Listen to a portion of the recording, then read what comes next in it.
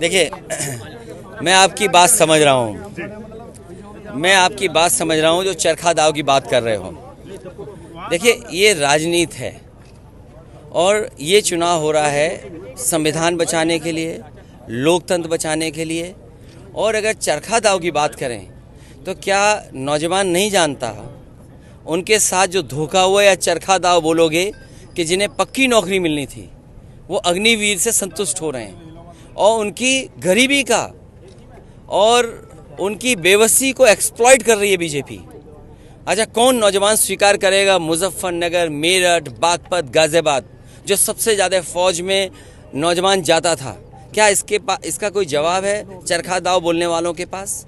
या बीजेपी के लोग जिन्होंने अग्निवीर व्यवस्था लागू की है 4 साल की, कल को पुलिस में लागू कर दें 3 साल की नौकरी, आपके यहाँ जवाब क्या है? और फिर अरे बीजेपी के घोड़े की 2.5 चाल से बचो।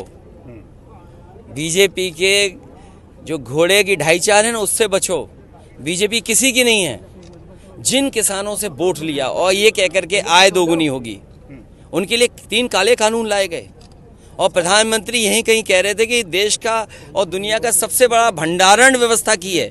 ये भंडारण सरकारी नहीं है, ये प्राइवेट लोगों का भंडारण है। अगर प्राइवेट लोगों के हाथ में भंडारण चला जाएगा तो आप किसान को कौन लाभ पहुंचाएगा? आज गेहूं है, क्या सरकार कीमत दे पा रही है? और जो हमारे किसानों की मांग रही गन्ने की कीमत कितनी होनी चाहिए? क्या हम दूसरे प्रदेशों से पीछे नहीं हैं? आपके बगल के जो प्रदेश हैं, क्या उतना रेट हम दे पा रहे हैं?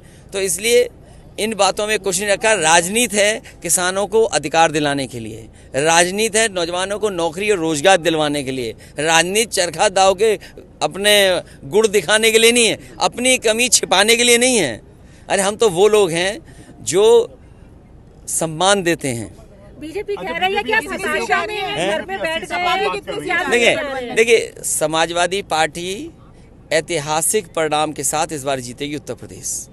और आप खुद महसूस कर रहे हैं कि इस बार जो पश्चिम से हवा चलने जा रही है, जो समाजवादियों और इंडिया गठबंधन के पक्ष में है, वो आखिरी कोने तक आपको ऐतिहासिक वोटों की और ऐतिहासिक सीटें जीतेगी। मेरठ में टिकट क्यों बदले इतनी बार?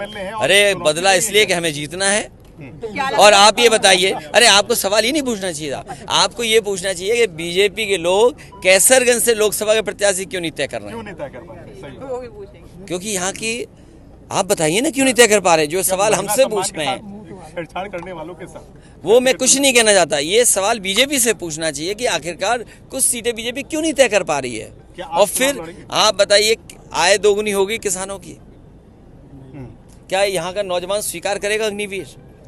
क्या ओल्ड पेंशन स्कीम? दलित प्रत्याशी दिया है मेरठ में, आपने दलित प्रत्याशी दिया है, दलित प्रेम उमड़ गया है। नहीं, हमारा दलितों के घर भोजन कर रहे हैं। नहीं, ये कोई पहली बार नहीं कर रहे हैं। नेताजी ने मान्यवर काशीराम जी को इटावा से अपने होम टाउन, मेरी अपनी नेटिव प्लेस से उन्हें लोकसभा भेजा। तो ये कहना कि आज प्रेम किसी के प्रति नहीं, ये लड़ाई बहुत बड़ी और पुरानी लड़ाई है।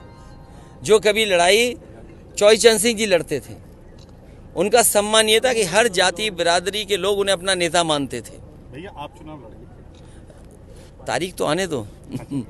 अभी संशय बना रहे। अच्छा, दूसरी बात ये सत्ता पक्ष पार्टी कह रही है कि उन्होंने 25% लोग गरीबी से ऊपर उठाए। अरे जिस देश में 80 करोड़ लोगों को राशन मिल रहा हो, राशन पे जीवन यापन कर रहे हो, क्या देश विश्वगुरु बनेगा? और जो विकसित भारत की यात्रा चली है, विकसित भारत के कार्यक्रम चले हैं, अगर प्रधान मदद नहीं करते, प्रधान पैसा न देते, तो विकसित यात्रा भी ठप हो जाती। बिल्कुल सही। अच्छा, केशव प्रसाद मौर्य कमेंट कर रहे हैं लगातार सपा के साथ। देखिए, वो नहीं, आप मुख्यमंत्री जी क्या भाषा का इस्तेमाल कर रहे हैं, क्या भाषा का इस्तेमाल कर रहे हैं? सोचिए, वो कह रहे हैं, जाने क्या क्या कह रहे हैं, क्या कह रहे हैं, उनकी भाषा क्या